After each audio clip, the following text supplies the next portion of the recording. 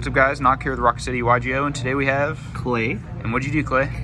We won this fancy piece of cardboard at a tournament. Let's go. Yeah, Top Cut was interesting. I'll give it that much, but yeah. All right. Don't worry, we're not using this one. All right, well, let's get right into it. All right, so for the prize card event, I played the worst best deck ever printed, Kashtira.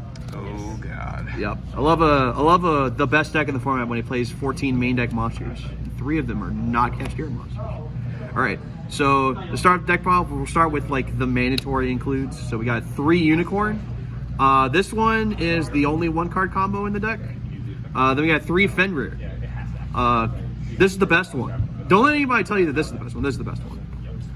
Yeah. And then we played the 1-ofs. We got the 1 ogre for the combo. Then we played both extenders. We played Scareclaw and Tyr. The main reason being that these are just extra names. So you don't play 2 of the same one because you can't activate 2 of them at the same time. So it comes up. And then 2 Rise Heart, the honorary level 7. This got imperped a lot. It was really annoying because found out at the tournament that no, you can't activate its effect as a trigger effect. It's only the turn it's summoned, which is really annoying. And then the only other monster in the deck, Triage, because it's the most generic hand trap in the format. It hits everything, including the mirror. Branded sucks. Yeah, it'll hurt you a lot sometimes. Next, 4 field spells. I didn't get drolled while I was there. Lucky me. There were people playing it, but I guess I just didn't run into them. Pop effect comes up in like the double Rise Heart combo and the Zone Lock 5 combo if you open 3 specific pieces set 4. 3 Theosis. E-Telly. No reason not to play 3. Next, Birth. This is probably the best card in the deck in general. This gives you infinite grind game, and the banish effect is not balanced. I don't know what they were thinking about fair. How when they gave a card an effect that, oh, you control a cash and your opponent resolve a spell, banish 3 cards from their deck face down. Or 3 cards from their graveyard face down for free. And it's like, I play against Mathmech, he hand trapped me 3 times. I ended on like a Rise Heart that was level 4 and a Shangri-Era. And he activated a spell card, but I controlled this. And then I banished a Sigma out of his graveyard and he lost immediately. Next, 5 pot cards, 3 prosperity, 2 desires. I drew these in tandem a lot, which sucks, but the deck needs consistency because you only play like 6 good Kashtira monsters because there's only 2 good ones. I didn't get to do the fabled combo where this gets ashed, you can activate this. Backwards. That never happened to me. No, they ash this one, then you can activate this one. Since you don't reveal, you don't actually get locked out drawing. It's a and effect. You can't. Is that how? It's whatever. Yeah. Whatever. Moving on. We didn't have to worry about that part because most of the times when we opened both of them, we just lost anyway. Next, the 7 Ghost second cards. This one was probably the best generic card. This is the best one in Top Cut. This is the best one in Swiss for sure. But you kind of have to play these. If your opponent doesn't lock spell and trap zones, then this kind of lets you play into the lock if your opponent just forgets, which actually happened to me in Top Cut, which that was fun. Then 3 Imperm. Don't really need to explain that one, and then 1 Big Bang for the combo. I think I resolved the actual on-field effect once. I didn't need to, but it was there. Next, on to the extra deck. 3 Rise Heart. It's the card of the format. It forces everything to play around it. It being Macrocosmos is kind of stupid. I don't know why they did that. 2 Shangri-Era. You had to play 2 for this like 5 lock combo. And then usually I banish the 3rd one off of this one in my deck for 6 with prosperity. I don't think I ever made this. No, I did make the 2nd one once in like the double Rise card combo, but hopefully something about these cards get addressed in the next ban list. We're hoping anyway. 2 Zeus. I only made the Zeus once in the entire tournament.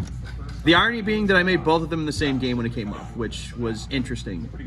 But otherwise, this card doesn't come up a whole lot, but it's the only way to play into the Zone Lock 5 if they give you Monster Zones, because this is the only card in the game that actually, because they invest their whole hand into it, is the only card in the game that clears the board and they can't really do anything about it. Next, Diabolosis. This card should get banned, not because it rips from the extra deck, but because it absolutely obliterates your opponent's deck. It's so unfair, because if you resolve it a second time, then your opponent actually can't come back. Dark Arm. Generic out to random things. Yeah, this card was amazing. Dracosac. Interestingly enough, a lot of people don't actually know that this card can't be destroyed by battle or card effects when you control tokens. It actually came up.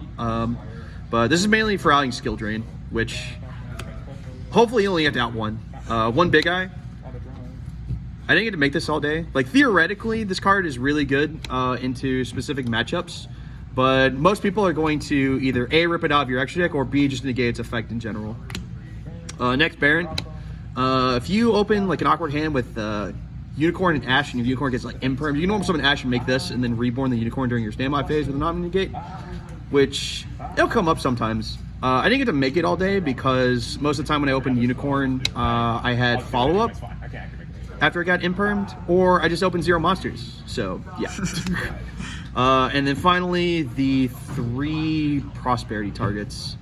I play against 2 Runic Sprite for hire, so this card being in my extra deck actually helped out a lot, because if you equip it to a Rise Heart as a siege material, the only way they can out it is with flashing, or with freezing curses, the negate one, which is kind of funny.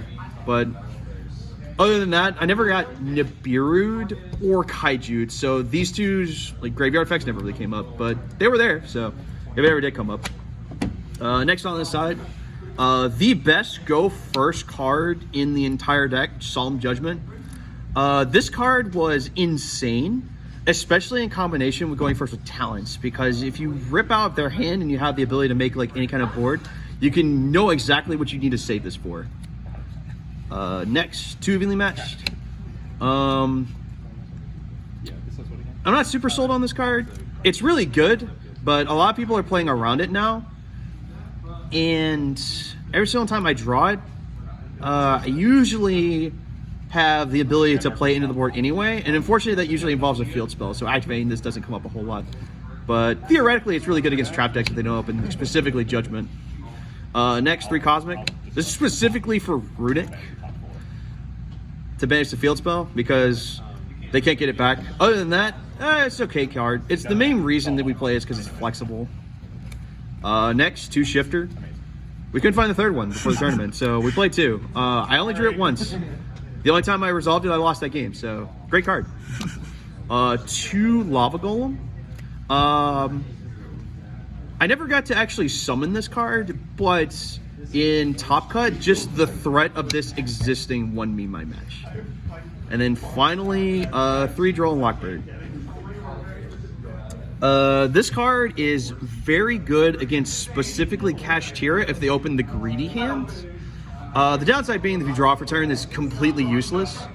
But other than that, the theory is there. I think this will probably be a lot better going into next format. I think right now in this format, it's just okay. But other than that, I'm glad I had it. The only time I actually resolved it, my opponent was on like 2 cards, so it didn't really matter in the long run. But other than that, it was pretty good. All right, man, before we close, any shout-outs? Shout-outs to Jeremy, that guy over there, for driving and limiting me most of the Kashtira core. Shout-outs to our buddy Jordan, who's going to figure out what to do with this. And shout-out to Rocket City locals, especially locals in Alabama, for sure, hands down, no doubt. For sure. Yep. All right, well, thank you.